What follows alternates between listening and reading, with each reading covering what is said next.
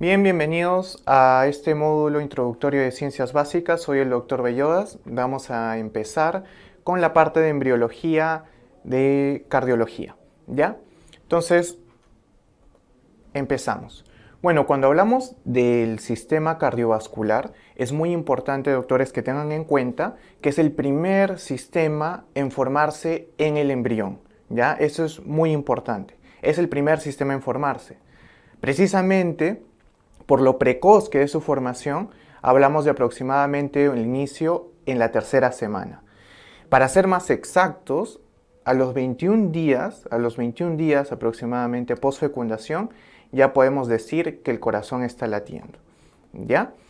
Entonces, ¿de dónde viene? ¿De dónde viene? Y esto, ojo, ha sido pregunta de examen, ¿no? Tanto la parte cardíaca como la parte vascular, es decir, el sistema cardiovascular, viene de los cordones angioblásticos. Y eso ha sido pregunta de examen. Como les dije, es el primer sistema en formarse en el embrión y vamos a ver de qué hojas viene, ¿no? El corazón viene del mesodermo. El corazón viene del mesodermo. Recuerden que había endodermo, ectodermo, mesodermo. Y en particular del mesodermo visceral, ¿ya? El mesodermo visceral va a ser la capa que va a dar origen al corazón. Sin embargo, los vasos sanguíneos, y me refiero a la capa más interna de los vasos sanguíneos, está su origen dado por el endodermo, ¿ya? Muy bien. Entonces acá vamos a empezar a ver estos gráficos.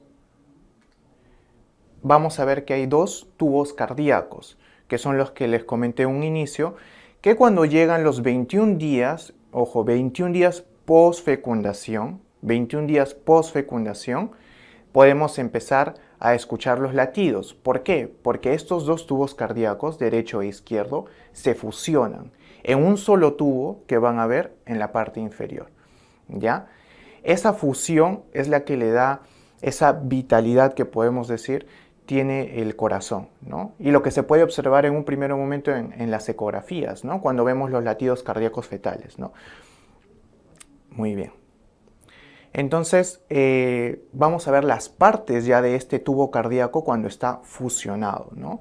La parte más superior es el cono aórtico, que va a dar origen a los arcos aórticos, que vamos a ver más adelante. La parte inferior va a ser el bulbo cardíaco, Hay un primordio, que es el primordio ventricular, que es como decir el ventrículo primitivo, ¿no? El primordio ventricular. Pero vamos a explicar en un momento a qué da origen cada una de estas estructuras. Y luego tiene el primordio auricular, ¿ya? Y finalmente el seno venoso, ¿no? Seno venoso, que son estos de acá, los senos venosos. Esas son las estructuras que podemos observar en un primer momento en el corazón. Luego, este tubo se va a plegar sobre sí mismo y lo que vamos a llamar como un plegamiento y incluso como un entrecruzamiento, que es lo que llamamos lateralización, ¿ya? Un plegamiento y luego una lateralización. Aquí una utilidad, algo quizás una aplicación clínica, porque siempre hay que tener en cuenta que las ciencias básicas, por lo mismo que dice el nombre, básicas, son la base para la clínica. Entonces una aplicación clínica es que un neurotransmisor implicado en este proceso de plegamiento y lateralización es la serotonina, ¿ya? Es por eso que las personas que consumen, por ejemplo, inhibidores selectivos de la recaptación de serotonina, como fluoxetina, sertralina, escitalopram, durante este periodo embrionario, pueden tener alguna alteración en el proceso de plegamiento y lateralización del corazón, ¿ya? Así que hay que tener en cuenta eso. Muy bien, entonces luego de ocurrir esta etapa de plegamiento y lateralización, se van a ir formando las cavidades. La aurícula derecha, la aurícula derecha, la aurícula izquierda, el ventrículo derecho, el ventrículo izquierdo.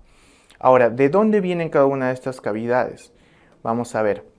Estos senos venosos que vimos hace un momento, los senos venosos, van a dar origen a la aurícula derecha. Los senos venosos a la aurícula derecha. El primordio auricular que vemos aquí, primordio auricular, dio origen a la aurícula izquierda, ¿ya? Aurícula izquierda que vemos acá. El bulbo cardíaco que vemos acá va a dar origen al ventrículo derecho, y el primordio ventricular va a dar origen al ventrículo izquierdo, ¿ya? Luego la parte superior, como mencioné, de los conos aórticos, va a permitir la formación de los arcos aórticos, ¿ya? Los 6 arcos aórticos. Vamos a continuar. Entonces, luego del proceso de formación de las cavidades, vamos a empezar con los tabiques. Recuerden que estas 4 cavidades en un inicio que están conectadas tienen que empezar a separarse. Esos tabiques, tanto el tabique interauricular como el tabique interventricular, tienen que formarse por un proceso llamado la tabicación, que ocurre entre las 5 y 8 semanas aproximadamente. Ahora, lo primero que ocurre, y esto es fácil de recordar porque es lo primero, es la formación de un tabique primordial, un septum primum, ¿no? Septum primum. Y como todo septo, porque todavía no está completo en esta etapa, tiene un agujero y ese es el ostium primum. Entonces aquí vemos el septum primum y el ostium primum. Entonces septum primum, ostium primum, aproximadamente en la 5ª semana.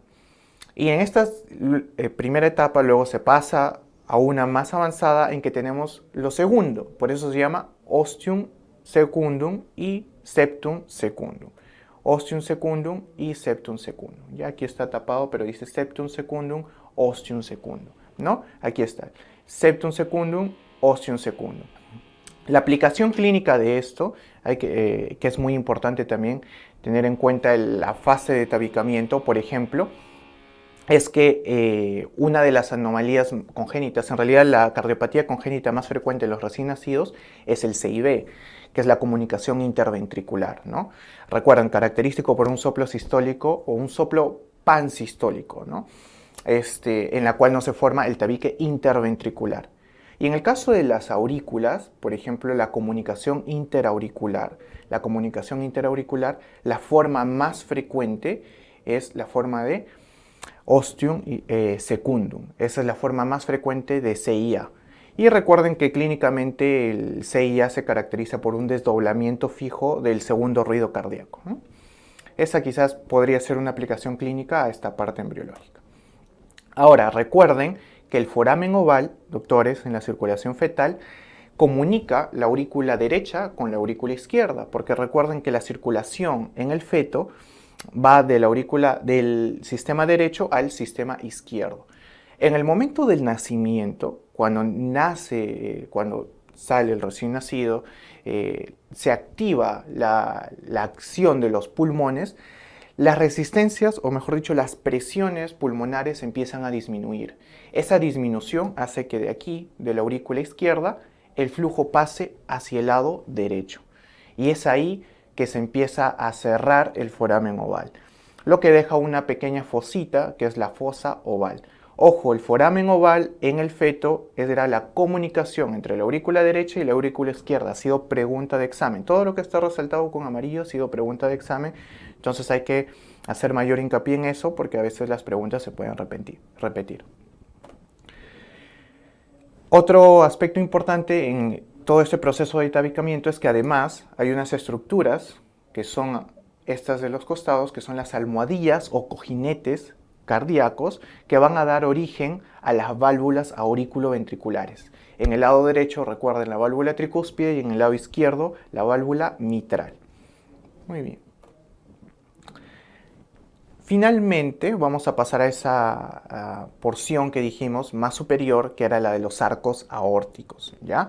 Los arcos aórticos, que son 6 principalmente, vamos a ver, los arcos aórticos van a dar origen sobre todo a estructuras arteriales, ¿ya? Por ejemplo, el primer arco aórtico va a dar origen a la arteria maxilar,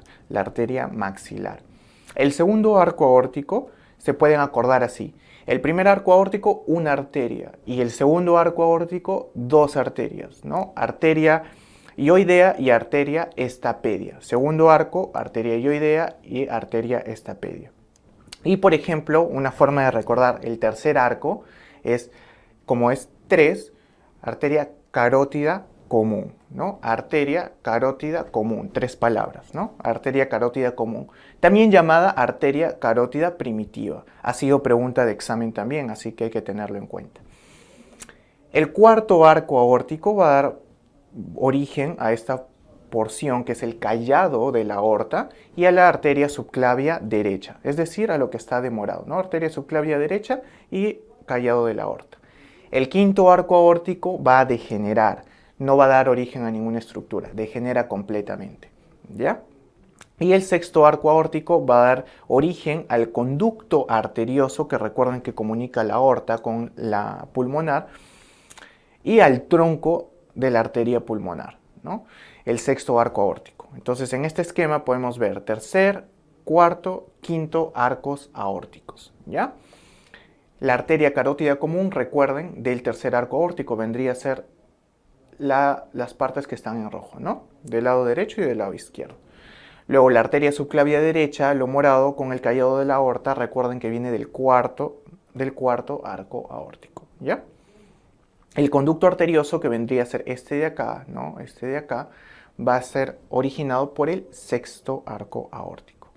Muy bien. Entonces, gracias por su atención. Eso sería con respecto a embriología del aparato cardiovascular. Muchas gracias.